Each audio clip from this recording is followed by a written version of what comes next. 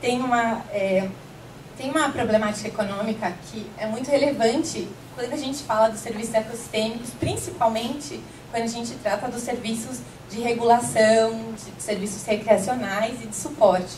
Os de provisão muitas vezes têm valor de mercado, como a madeira. Agora, outros serviços ecossistêmicos, como a regulação climática, a retenção de carbono, por exemplo, eles são externalidades positivas. Eu vou introduzir esses conceitos, eu espero que não fique muito... vou tentar...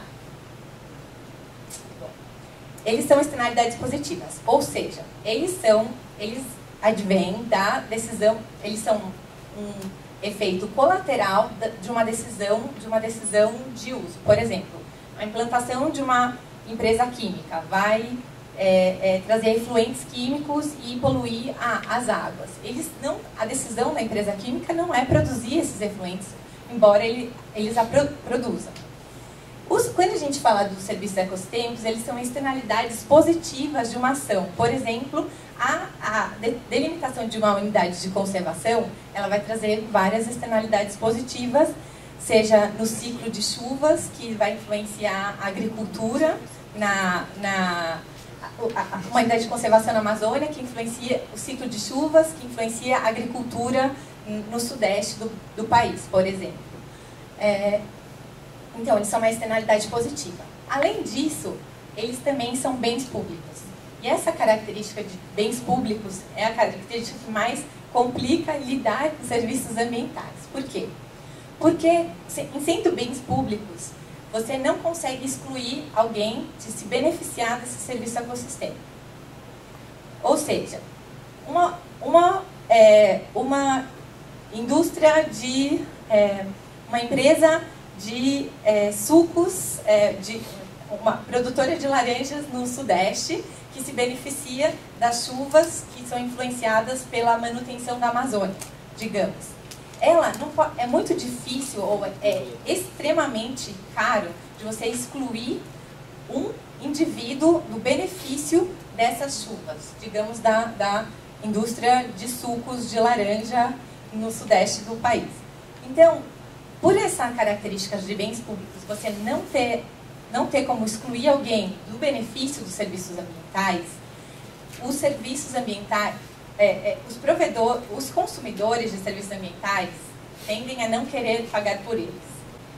Numa bacia hidrográfica, a água não é um bem simplesmente bem puro, bem público puro, né? Porque alguns podem ser excluídos do seu uso, né? Aqueles que não estão naquela bacia hidrográfica podem ser excluídos do seu uso.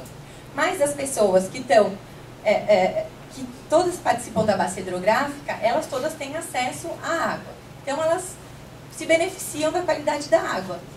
Como elas não podem, é muito difícil de excluir o uso daquela água, elas não querem pagar pela manutenção das matas ciliares, por exemplo, para que a qualidade e a quantidade da água seja mantida. Bom, como consequência, né, alguns exemplos aqui, da análise ecossistêmica do milênio, mostrando as áreas de perda líquida de floresta, essas áreas vermelhas.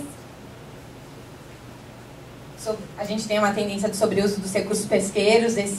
Na análise ecossistêmica do milênio, eles mostraram que, embora o aumento das tecnologias para capturar peixes, a captura vem se reduzindo nos últimos anos, principalmente no meados do século XX até agora.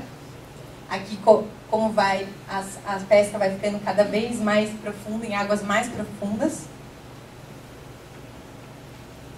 Os processos erosivos, que a gente conhece bastante no meio rural, né?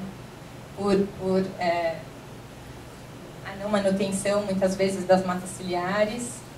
Sedimentação. Essas fotos são do Manual do Produtor de Água da ANA. E aqui a proteção contra as enchentes, né? Que esse foi um estudo feito na região serrana do Rio de Janeiro, pelo Ministério do Meio Ambiente, que mostrou